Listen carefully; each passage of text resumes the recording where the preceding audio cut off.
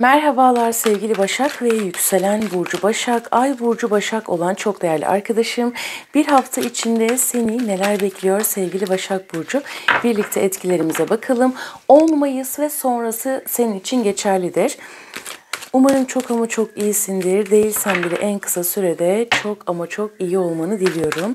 Son kez kartlarımı karıştırdım. Kartların hepsini, çok güzel tılsım üçlüsü. Kartların hepsini açacağım ve bu şekilde yorumlarıma devam edeceğim sevgili Başak Burcu. Kupa ikilisi, ay çok güzel. Değnek üçlüsü, üçlerden gidiyoruz arkadaşlar. Hayırlısı bakalım, değnek kralı. Arkadaşlar özellikle ateş etkili olanlar, kupa üçlüsü çok çok güzel. İmparator.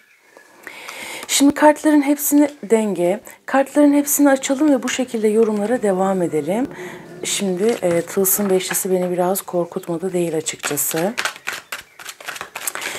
Burada bazı kurnazlıklar da söz konusu ya. Şimdi bu kurnazlık ama şöyle, çok böyle soft bir kurnazlık, yani topraksı bir kurnazlık. Evet, bakalım. Şimdi ay kartı, değnek ası, büyücü. Ay, bir şey söyleyeyim mi? Aşkla ilgili de çok enteresan bir şey var. Şeytan kartı. Şu ikisi geldi. Ölüme tılsım ikilisi. Ani gelişebilecek olaylara karşı bir dikkat etmekte fayda var. Çünkü burada destenin altında da tılsım kralı çıkmış arkadaşlar. Şimdi özellikle Koç, Aslan, Yay. Yay ve Aslan çok baskın. Yay ve Aslan çok baskın. Bir de Boğa, Başak, Oğlak. Etkili olan Başak Burcu arkadaşlarım. Eksi bir şanslı olacaksınız gibi gözüküyor bu hafta arkadaşlar. Şimdi bu hafta Akrep burçlarıyla vereceğiniz bir karar. Balık, Akrep. Ve bununla birlikte önce dikkat etmen gereken şeyleri anlatacağım. Sonrasında genel etkilerden bahsedeceğim. Şimdi burada arkadaşlar bak, toprak etkili ve ateş etkili. Daha çok ama Aslan, Yay, Boğa, Başak, Oğlak. Oğlak burcu çok baskın. Bunu söylemem lazım. Bu burçlarla çok hafif su grubu da var ama hani bu daha çok aşkla ilgili değil. Yani bu hafta bununla ilgili almadı. Şimdi bakın, aşk hayatınızla ilgili şimdi kupa ikilisi geldiği için duramayacağım açıkçası ben böyle bir yerimde. Aşkla ilgili burada gizli bir şey var. Özellikle yalnız olan arkadaşlarım için, hatta bu yeni bir şey gibi de değil arkadaşlar. Geçtiğimiz üçlü vadelerdir, birli vadelerdir, ay ve yıl olarak da alabilirsiniz. Böyle hani beklediğin ama gizemli kalan, hani karşı taraf, ya burada çok büyük bir etkileşim var. Tutku var. Bu hafta itibariyle bu çok daha artacak ama gizemli bir aşk var burada.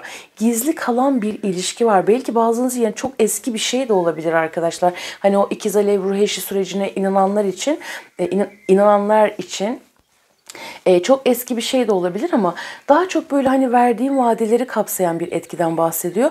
Burada öncelikle bak, çekim tarafın çok yüksek olacak. Yani normal ilişkilerinde de aynı şekilde, özel aşk hayatın içinde aynı şekilde çekimin çok yüksek olacak. Yani ekstra bir cazibe, tutku üzerinde çok yoğun olacak açıkçası.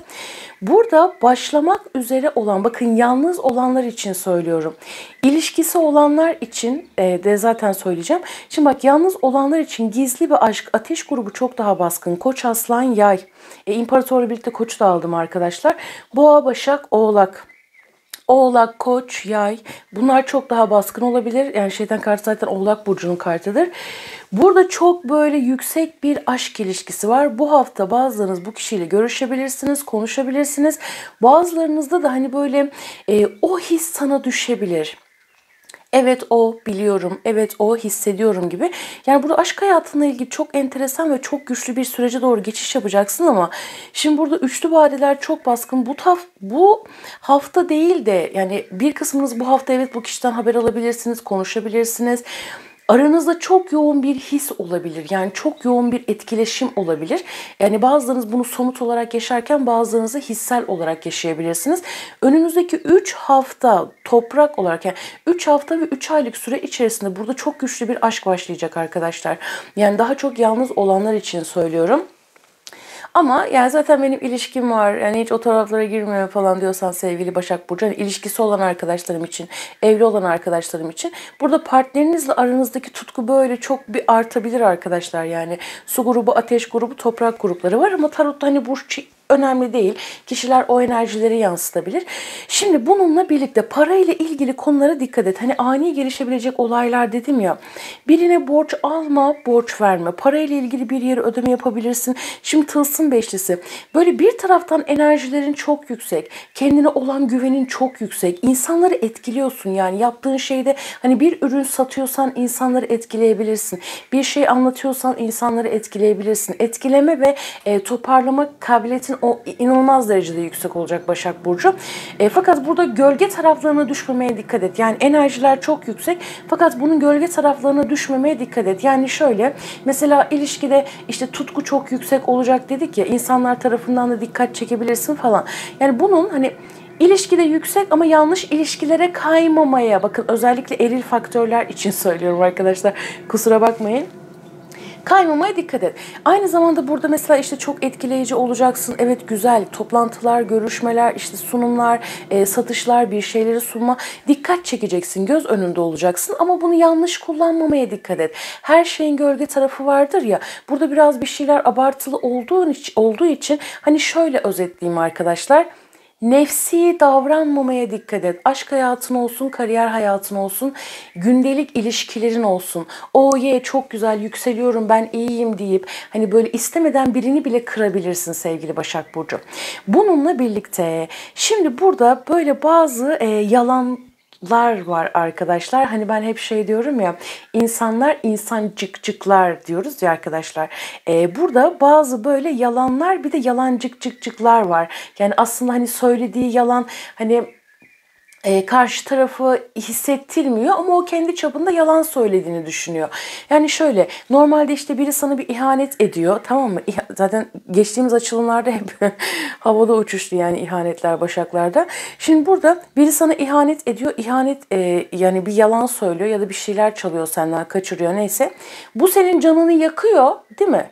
Ama burada cık olduğu için, yani yalancık olduğu için sen şunu söylüyorsun, hani bugün de yalana doyduk çok şükür. Hani tırıs, hani vız gelir tırıs gider noktasındasın, anlatabiliyor muyum yani? Böyle bir oh bugün de yalana doyduk çok şükür, hani alıştık zaten, yani tamam canımsa ben seni biliyorum falan gibi. Böyle bir kafada olabilirsin. Bununla birlikte parayla ilgili, parayı kullanma, parayı harcama, parayı idare etme. Bakın egoya çok dikkat et. Egoya çok dikkat et. Yani burada akrep kartı, oğlak kartı, imparator. Bunların böyle bütün gölgelerine çok dikkat et. Çok dengede kalman lazım. Yani denge kartıyla birlikte tam da hepsinin arasına çıktı arkadaşlar. Dengede kalmak çok önemli. Hani ne fazla ne eksik. Her şeyin abartısından. Özet bir şekilde geçtim ya, hani nefsi hareket etmemeye dikkat et. Bakın bu o kadar çok önemli ki, nefsi. Denge çok önemli. Bir diğer uyarı bu. Parayla ilgili alışverişlerine dikkat et. Burada ani bir bitiş, ani bir ödeme çıkabilir ama bu hepiniz için değil. Özellikle toprak etkili olanlar için birazcık daha baskınlık gösterecek. Akrep etkili olan başaklar için birazcık daha böyle bir hani düştüm kalktım, düştüm kalktım gibi bir durum söz konusu olabilir. Bunun dışında yeni bir başlangıç var. Yaratım tarafın o kadar çok yüksek ki, fakat bazı korkular da söz konusu. Korkularının üzerine gitmek senin için çok önemli olacak.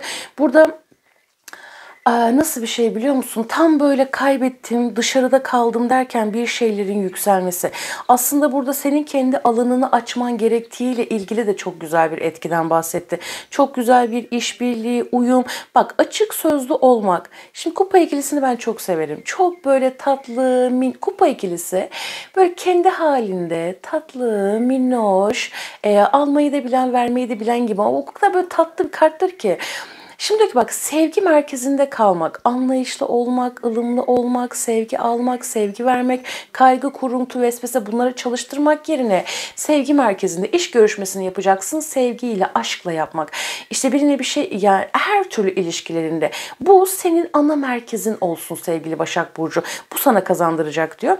Çünkü burada potansiyel böyle çok böyle fışkırdım diyebilirsin, yani dolup dolup taştım diyebilirsin. Enerjiler çok yüksek açıkçası. Ama hani burada ego ve nefsi arkadaşlar, sadece bu kadar özetleyebilirim. Bunun dışında yepyeni bir başlangıç var. Hayatına yeni insanlar dahil olabilir ve hani etkiliyorsun ya, çok etkiliyorsun, cazibe. O yüzden haftayı iyi kullan ama Şöyle söyleyeyim, çok böyle arkadaşlar, şimdi bak, yüksekken bir anda bir şey olması, bak maddi konularla ilgili, sağlıkla ilgili, şimdi tılsım beşlisi, kendini değersiz hissetmeyle ilgili, dışarıda kalmayla ilgili, çıktım indim, çıktım indim. Özellikle hani böyle mahkemeyle ilgili ya da hak aramayla ilgili konuları olan arkadaşlarım varsa bu hafta bu böyle birazcık daha uzayabilir. Ama iletişim, ne dedik zaten, hani iletişim diline dikkat et, dengede kal, nefsi hareket etme, sevgi dilini kullanmak, adaletinden şaşmamak çok önemli. Burada benim aklıma şu geldi, yani şu etkiyi görünce, hani çok verip azdır, çok verip evet, çok verip azdırma, az verip aratma gibi bir şey. Bakın, denge arkadaşlar çok önemli. Hani varlık da bir sınavdır, yokluk da bir sınavdır ya. Bazen kimse bizi önemsemez. Bazen de böyle alıp tepelere çıkartabilir. Tepedeyken bir anda inebiliriz. Bakın, her şey bir sınav yani. Dünya alemi sonuçta. Bunu unutmamak çok önemli olacak. Ve burada bunun dışında devletle alakalı işler arkadaşlar, yani zaten oğlak teması direkt odur, yani tepedeki kişilerle olan iletişimler. Burada bakın, bazılarında da çok büyük bir değişim, dönüşüm olacak. Yani bir anda bir şeylerin bitmesi, gitmeyen bir iş, yürümeyen bir ilişki, sıkıntısı olan arkadaşlarım, tabii ki yani ilişkinde sıkıntı vardır, kariyerinde sıkıntı vardır. Burada bir şey bitiyor ama yani nasıl bir şey biliyor musunuz arkadaşlar? Hani o dikkat etmen gereken şeyleri söyledim. Bazı arkadaşlar hiç, yani tekrar dinleyebilirsiniz arkadaşlar, atladığınız yer olursa. Tılsım 2, bak şimdi burada bir şeyler bitiyor ama destenin altından tılsım kralı. Bir şeyler bitiyor ama arkasından iki şey birden geliyor sevgili Başak Burcu. Böyle bir durum var. Yani şöyle düşün, sanki sen kirli bir toprağı temizliyorsun gibi. Yani ortada bir toprak var. Evet. Ya evet, yani Başaklar'da bir de bunu aldım ben arkadaşlar. Bakın, ilişki hayatınız, kariyer hayatınız, genel hayatınız. Aslında verimli bir toprak var. Elinde verimli bir toprak var. Verimli bir kişi, verimli bir iş, verimli bir insan var ama o toprağın üstünde böyle kayalıklar var, işte çar çöp var. O toprağı sen temizliyorsun. Temizliyorsun ve önümüzdeki 3 hafta, 3 aylık süre içerisinde, bu hafta olmak üzere, bunun etkilerini göreceksin. O toprağı temizliyorsun ve verimli bir hale getiriyorsun. Ve sonrasında ektiğin şeylerin de ne kadar sağlıklı yeşerdiğini görmeye başlıyorsun. Bazılarınız da belki yeni ekeceksiniz. Ay çok güzel oldu yani. Nasıl geldi akış arkadaşlar? Ne kadar güzel oldu. Başaklar, süreç bu şekildeydi. Şimdi bir de diğer etkilere bakalım arkadaşlar. Çok özür dilerim. Şu kabloları ben bir türlü nereye koyacağımı ayarlayamadığım için sürekli düzeltmek zorunda kalıyorum. Şimdi bakalım Başak Burcu arkadaşlarım için ne gelecek diyelim. Ve kaplumbağa, yavaş ilerleyen yavaşlama, ağır işleyen bir süreç, zamanın geçmek bilmemesi. Evet, bu da olabilir. Yani toprağa, şimdi burada hani bir taraftan böyle hadi yapalım, hadi yapalım, hadi yapalım, hadi olsun derken, bir taraftan böyle demek ki hani zamanı şimdi gelmemiştir. Onları da çok iyi, hani dengeli ilerlemek, yavaş yavaş, buna çok iyi dikkat etmek lazım. Ve çapa, derin, işte bak bu etkilemek, derinlerde iz bırakmak, uzun süreli olaylar veya durumlar, bu işte yani o toprak örneğiyle bu çok güzel oldu arkadaşlar ya. İz, yani bir şey geliyor ama çok kalıcı bir şey geliyor. Yani burada o, bakar mısınız şu oğlanın gözlerine arkadaşlar, bir şey geliyor ama çok kalıcı bir şey geliyor. Ve kelebek, olgunlaşmak, dönüşmek, hayatında ciddi değişimlerin yaşanması. Evet, yani aldığım, ya işte böyle temiz enerji böyle bir şey arkadaşlar ya. Temiz enerji böyle bir şey. 11-11 Başak Burcu. Çok tatlı mesajlar verdi. Peki, enerji akışlarım bu şekildeydi. Videonun üst kısmına veya yorum kısmına güzel böyle haftalık bir olumlama yazalım ki bu güzel enerjileri daha çok hayatımıza tezahür edelim. Ya da istersen sadece güneş koyabilirsin, mavi kalp, yeşil kalp koyabilirsin sevgili Başak Burcu. Her şey o güzel kalbine göre olsun. Kendine çok ama çok iyi bak. Görüşmek üzere. Zorun kolaylaşsın diyorum. Hoşça kal.